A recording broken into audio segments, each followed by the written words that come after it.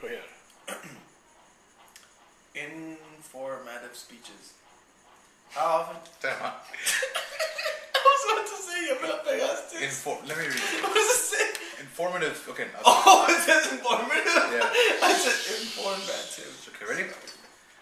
Okay, 3, 2, 1, go. Informative speeches. How often does informing people about anything come into use?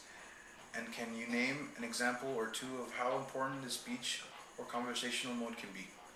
I'm sorry. I'm sorry because how does it informative? Here I am telling you suck and then I can't read it. I gotta do it. Alright. I'll do it. Wait. No, I wanna do it. And that's because I don't understand the question. Informative. Informative? Are you serious? What, MR3? Come on, let's. No. How often does I informing actually do people second. about anything come into use? What? How often does informing people about anything come into use? And can you name an example or two of how important this speech? Dude, that's a hard question. Yeah, that's a hard I question. don't even know what they're talking about, but I'm just gonna wing it. Alright, let's do it. Okay, read it again. Okay. Not loud so I can be like, what's up? Ready? No, like I just need to like No, I know, soak in the question. Where do you, or you want to do it Go again? ahead. Go ahead. Okay. I just edited it. Informative speeches.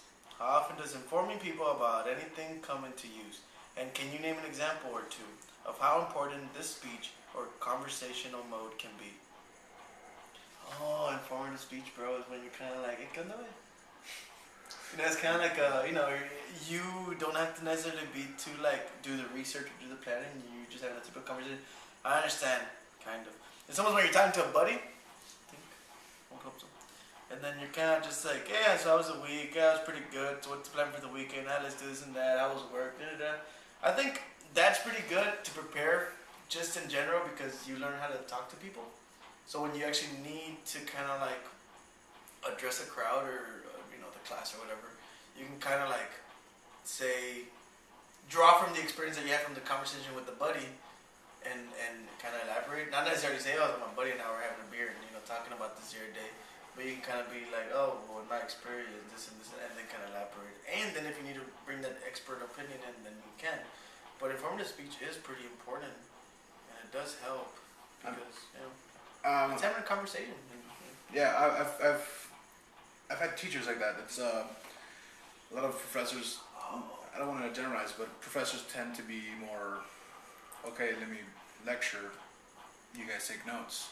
That's class. Well, I've had other professors be more hands-on, more, hey guys, let's get together, let's break up in groups, discuss this, and tell me what you think, I'll tell you what I think. And I find that can be a little more engaging for the students, a better teaching tool. I know I find it better when I can I don't want to say relate to the professor, but understand where he's coming from, or what he's trying to explain to us. So I find that informative speeches, just informative when it comes to the... You know what I really like?